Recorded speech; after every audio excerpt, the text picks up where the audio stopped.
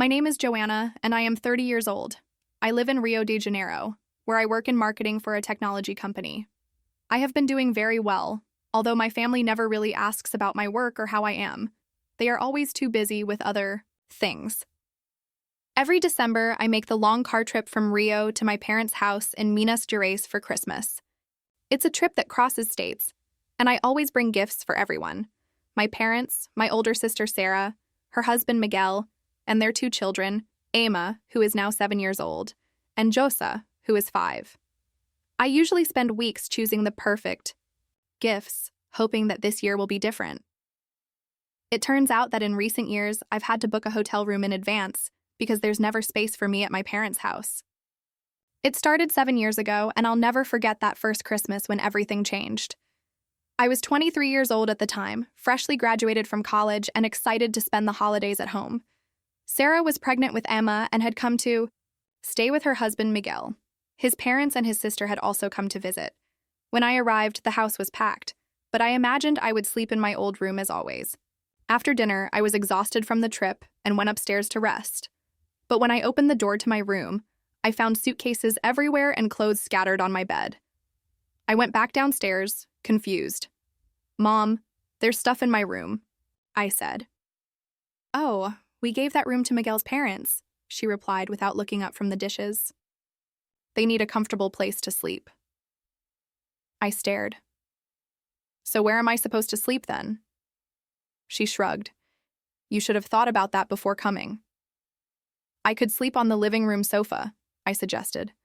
"Miguel's sister is sleeping there," my dad interjected from his armchair. I felt my stomach sink.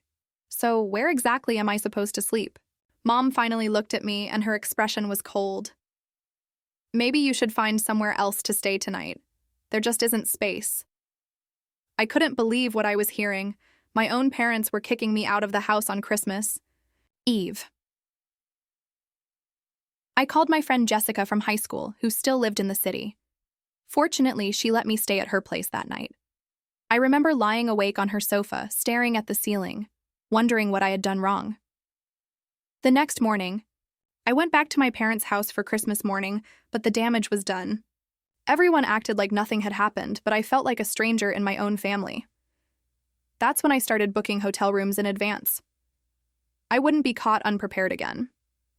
So this year, like the previous years, I had a reservation at the city's IBS hotel.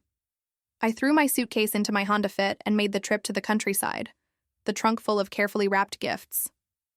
When I pulled into my parents' driveway, I could see several cars already parked. I took a deep breath and grabbed the gift bags from my trunk. The front door wasn't even locked. It never was when the house was full of people. I walked in and was hit by the smell of turkey and the sound of multiple conversations happening at once. "Joanna's here," someone shouted, but no one really stopped what they were doing to greet me properly. I saw Sarah in the kitchen looking stressed as she tried to balance little Emma on her lap and help Mom with the dinner preparations. Miguel was in the living room with his dad, watching soccer and drinking beer. His mom was sitting at the kitchen table giving unsolicited advice about the meal preparation. "Hi, everyone," I said, placing the gift bags near the Christmas tree. "Oh, good. Can you help set the table?" Mom said immediately, without even asking how my trip was or if I was tired. "We need the good china and get the crystal glasses from the cabinet." I nodded and got to work. It was always like this. I arrived and was immediately put to work while everyone else relaxed. Finally, we all sat down to dinner.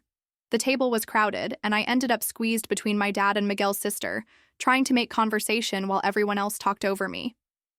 "So, how's work, Miguel?" my dad asked, starting the same old topics. "Really good, actually," Miguel replied. "I just got promoted to senior manager, and they're thinking of putting me in charge of the new project next quarter." "That's wonderful!" Miguel's mom beamed, radiant. "We're so proud of you." The conversation went on like that for the next hour. Sarah talked about the kids, Miguel talked about work, and his parents shared stories about their recent vacation. I sat there eating my turkey, waiting for someone to ask me anything at all. Finally, Miguel's mom turned to me. "And you, Joanna, what have you been up to?" I felt a spark of hope. "Actually, I just got promoted to senior marketing manager at my company. It's been really exciting because I'm leading a new campaign. Oh, that's nice, she interrupted, already looking bored. But it's not really the same as what Miguel does, is it? I mean, marketing is nice, but Miguel's in real business management.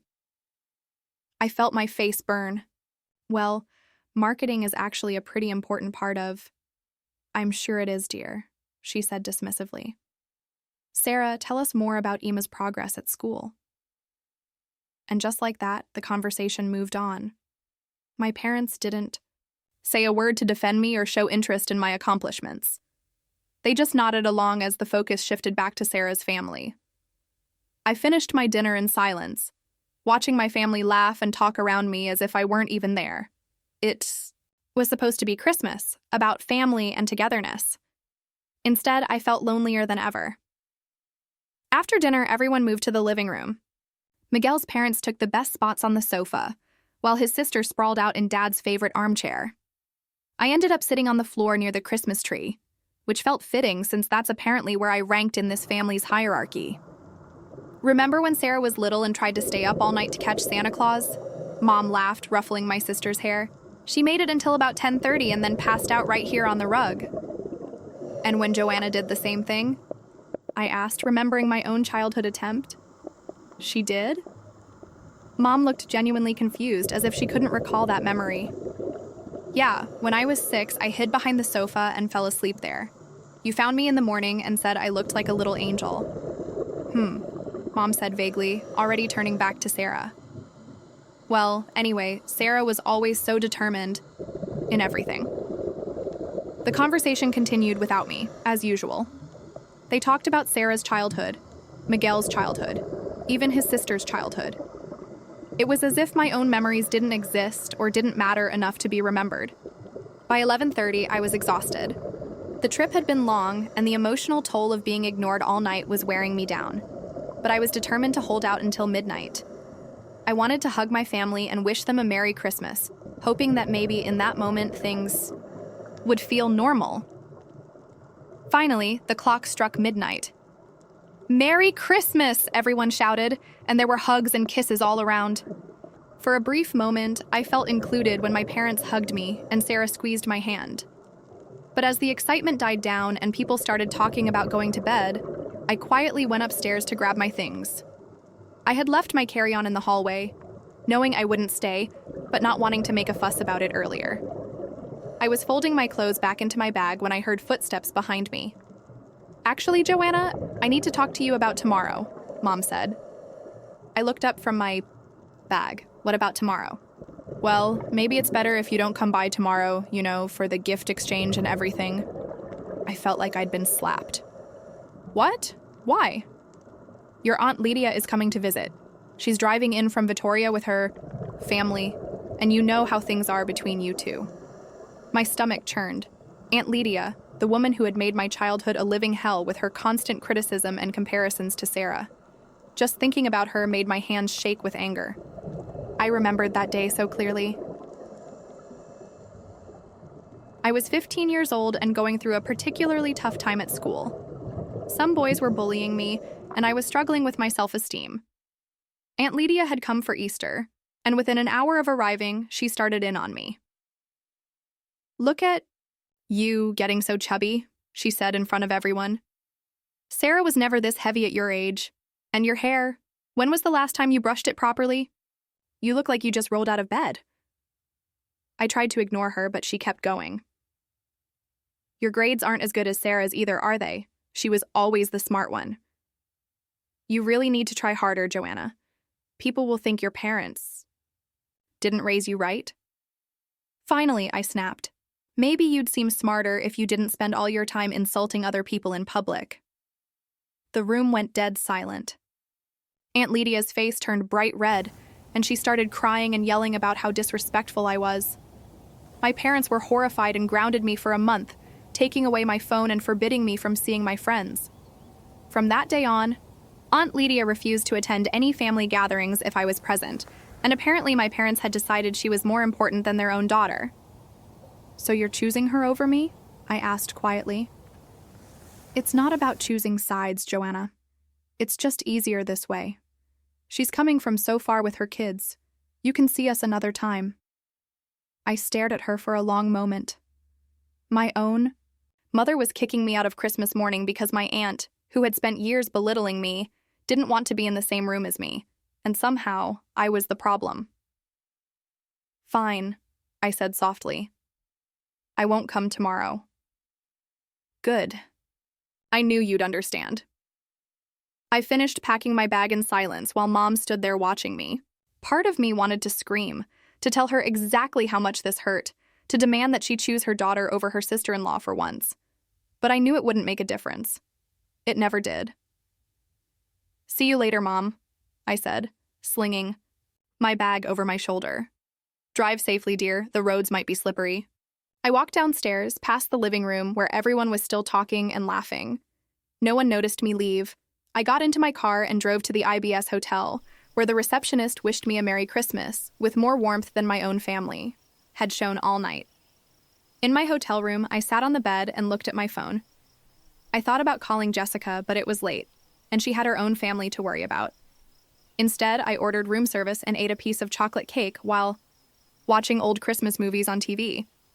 As I lay in bed that night, I made a decision. I was done trying to force myself into a family that clearly didn't want me around. I was tired of being treated like a second-class citizen in my own family. Tomorrow, instead of going to my parents' house to watch everyone exchange gifts, while I sat in the corner, I was going to drive back to Rio de Janeiro. I was going to start focusing on building a life that actually made me happy, instead of chasing after people who would never appreciate me, no matter what I did. The next morning, I checked out of the hotel. I didn't call my parents to say goodbye. I figured they probably wouldn't even notice my absence. The drive back to Rio was long but peaceful. I had time to think about everything that had happened, and when I got to my apartment, I felt lighter somehow. I had finally stopped pretending that my family cared about me the way I cared about them. I spent the rest of the Christmas holidays relaxing at home, watching movies, reading books, and catching up with friends. Jessica called to check on me after I told her what happened, and she was furious on my behalf. "They did what?" she said. "Joanna, that's completely insane. You're their daughter." "I know, but I'm done fighting for scraps of their attention. I'm 30 years old, and I need to focus on my own life." And that's exactly what I did. I threw myself into work with renewed energy. The promotion I got came with more responsibilities and a better salary, which my family would know if they had bothered to ask. I was doing really well now, much better than they probably imagined. Over the past 8 years, I had been saving up to buy a house. I had always dreamed of having my own place, somewhere I could decorate however I wanted and where I would always be welcome. Living in a rented apartment was fine, but I wanted something that was truly mine. Months after that disastrous Christmas, I decided it was time. I called my friend Davy, who's a real estate agent, and told him I was ready to start looking. We spent a month visiting different properties. I wanted something with at least 4 bedrooms, close to the sea if possible, and with a nice backyard. Davy showed me probably 20 houses before we found the perfect one. It was a beautiful 2-story house with 4 bedrooms, 3 bathrooms, and a stunning kitchen with granite countertops.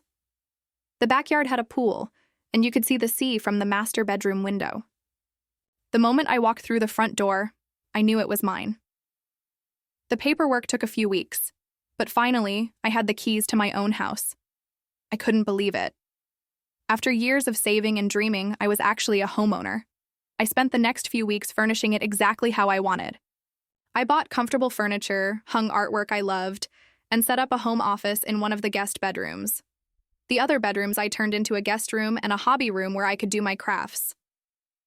Once everything was settled, I threw a housewarming party.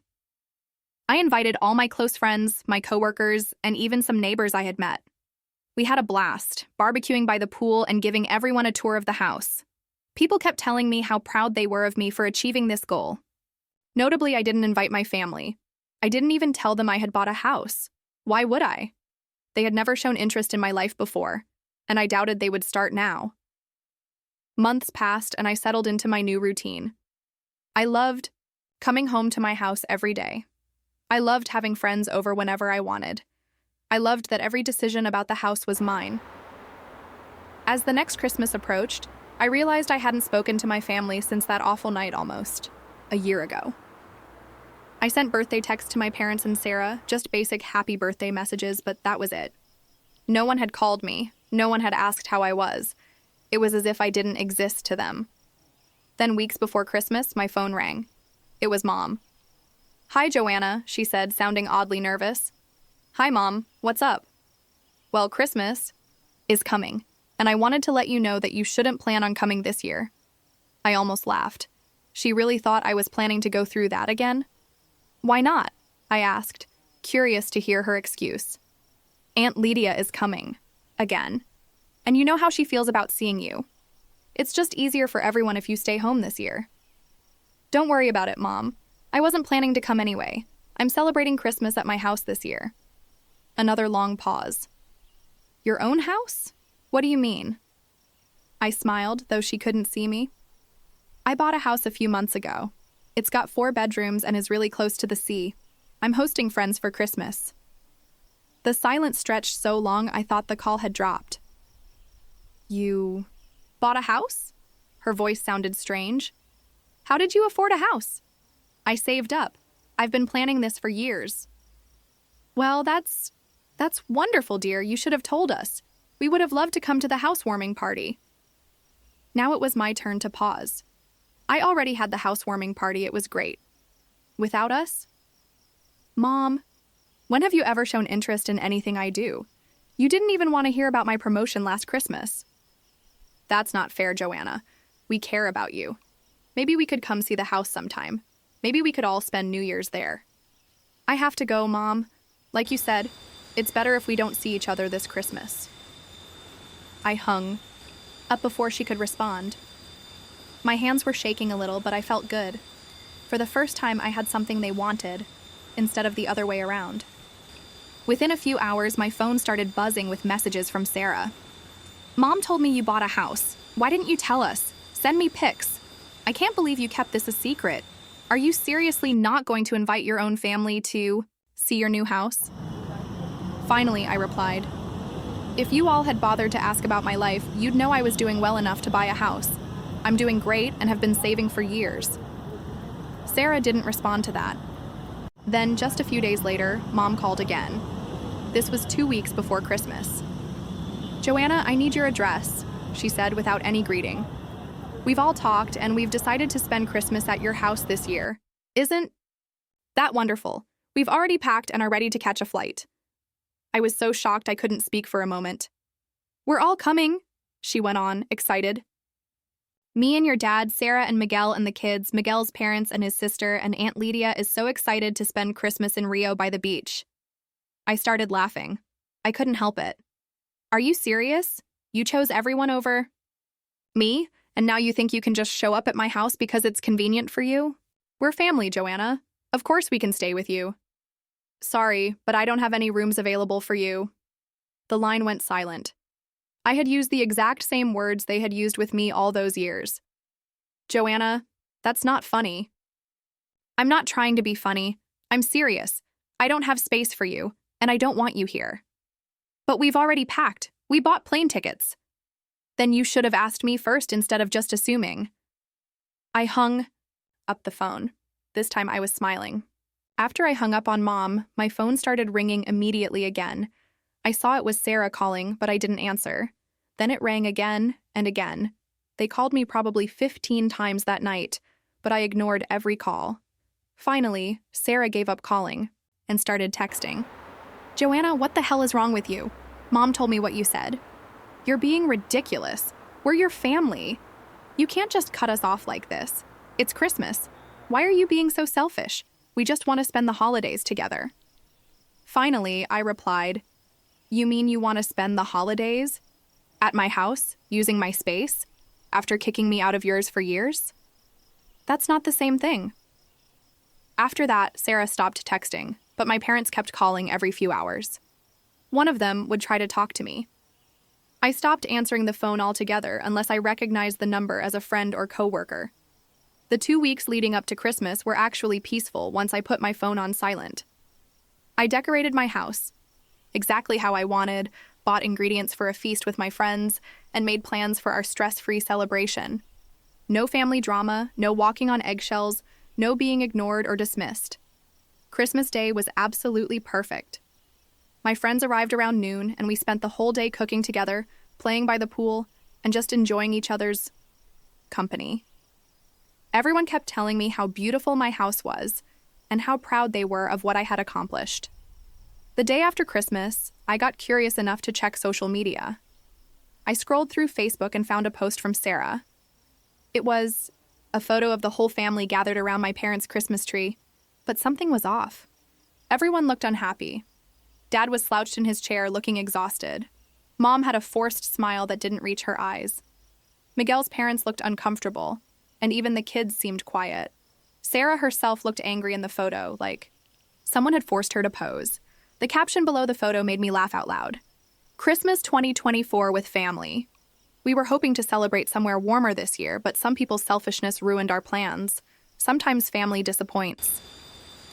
Within an hour, there were comments from various relatives asking what happened. What do you mean? Who disappointed you? Is everything okay? What plans were ruined? But Sarah didn't respond to any of them. She just left that passive-aggressive post hanging there for everyone to see. A few days later, I got a call from a number I didn't recognize. Normally, I wouldn't answer, but something made me pick up the phone. Joanna, it's your Aunt Lydia.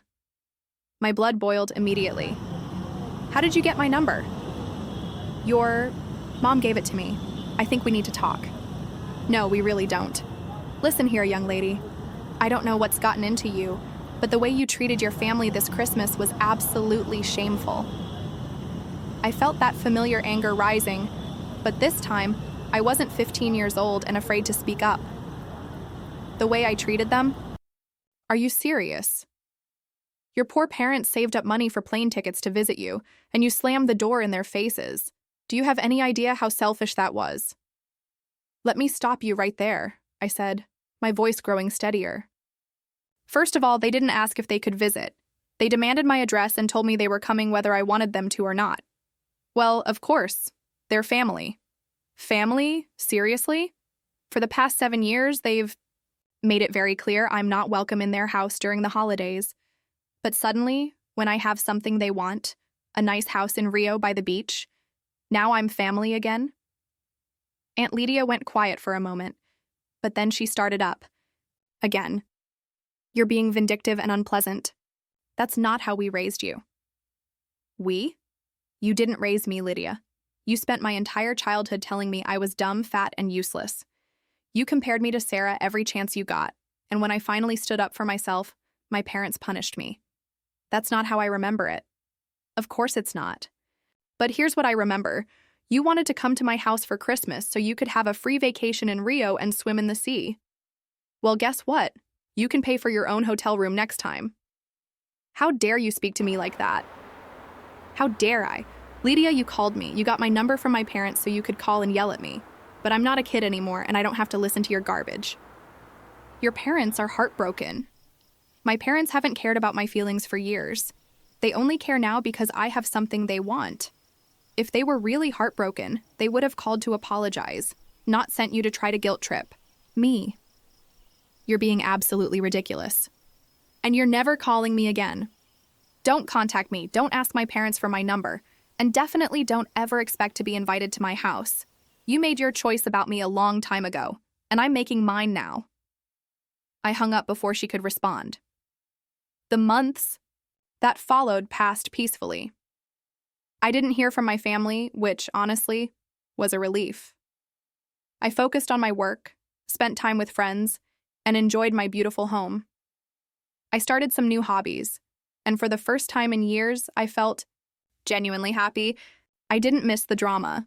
I didn't miss feeling like I wasn't good enough. I didn't miss being the family servant who was ignored until they needed something. Sometimes I wondered if they missed me or if they just missed having someone to manipulate. Based on how quickly they went completely silent, I had my answer. I spent 30 years trying to earn love and respect from people who were never going to give it to me. Now I was surrounded by friends who appreciated me for who I was, not for what I could do for them.